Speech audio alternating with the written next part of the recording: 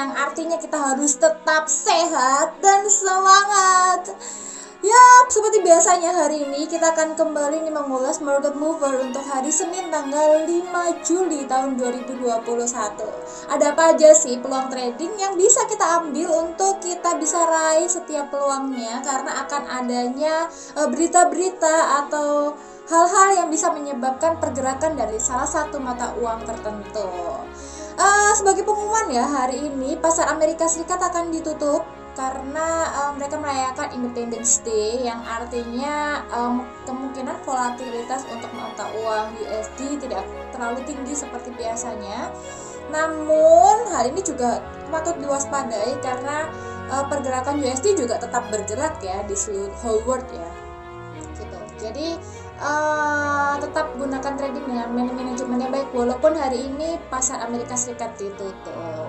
Kita akan masuk nih yang pertama ya, analisa yang pertama, di mana harga emas ini masih berpeluang untuk bergerak turun dalam jangka pendek ya, karena adanya outlook reboundnya dolar Amerika Serikat di balik pernyataan beberapa pejabat Bank Sentral Amerika Serikat seperti Robert Kaplan, kemudian ada Mary Daly dan juga Patrick Hacker yang menginginkan adanya pengetatan kebijakan moneter di tahun ini. Jadi harus hati-hati nih para traders atau para signal seekers yang suka melakukan trading di emas.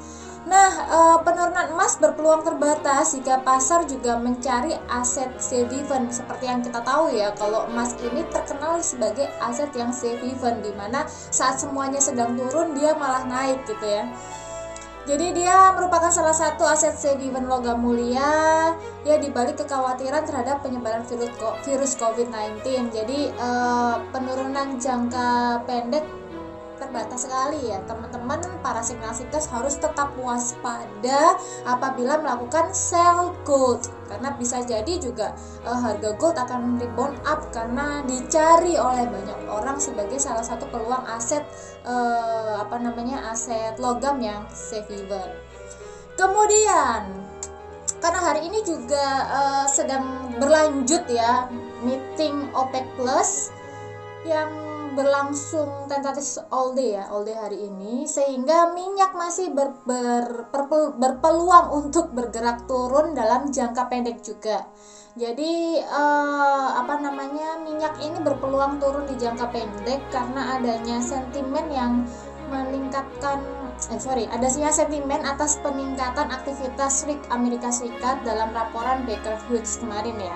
Kemudian sentimen lain yang berpotensi untuk membebani harga minyak adalah salah satunya kekhawatiran terhadap outlook perlambatan permintaan bahan bakar karena memburuknya kasus COVID-19. Jadi kalau seperti yang kita tahu di Indonesia sendiri sedang ada gelombang kesekian gitu ya untuk kasus pemburukan COVID-19, termasuk juga di Amerika Serikat dan di negara-negara OPEC Plus yang COVID-19 ini juga menjadi salah satu concern mereka, sehingga dikhawatirkan akan terjadi penurunan nilai minyak juga karena kondisi yang memburuk, kondisi COVID-19 yang semakin memburuk menyebabkan banyak sekali pabrik atau industri-industri yang membutuhkan minyak itu harus tutup dan menyebabkan ketersediaan minyak ini bisa berlimpah ruah gitu.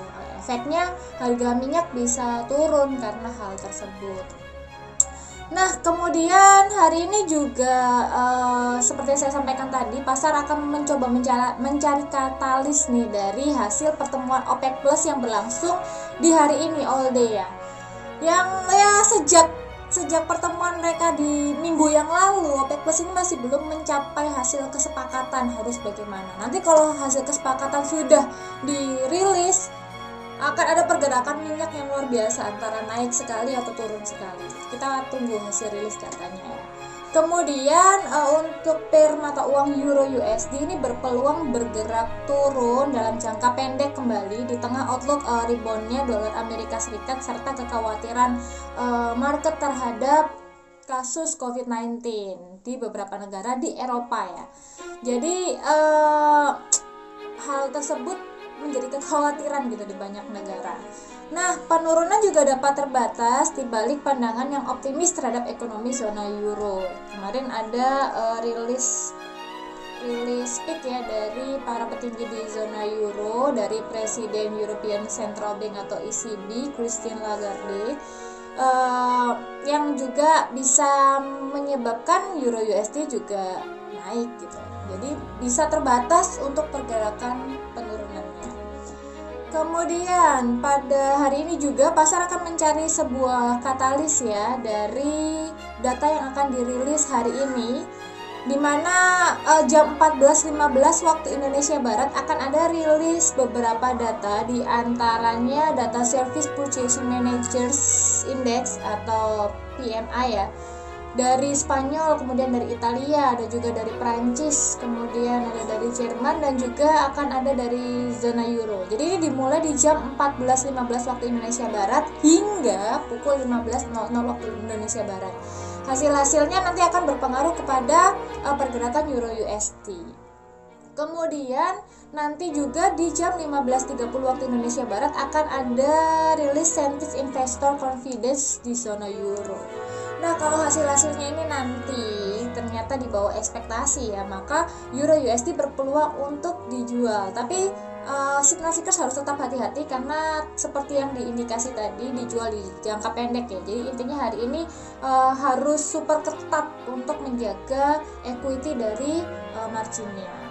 Kemudian di jam 15.30 waktu Indonesia Barat akan ada rilis data PMI atau Purchasing Managers Index, yang dimana ini dikeluarkan oleh Inggris ya, negara Inggris. Jadi selain yang tadi dikeluarkan oleh negara di European, ini dikeluarkan di jam 15.30 waktu Indonesia Barat dikeluarkan oleh negara Inggris ya, dimana perilisan data Final Service PMI Inggris ini bisa menjadi salah satu katalis untuk penggerakan pound sterling USD.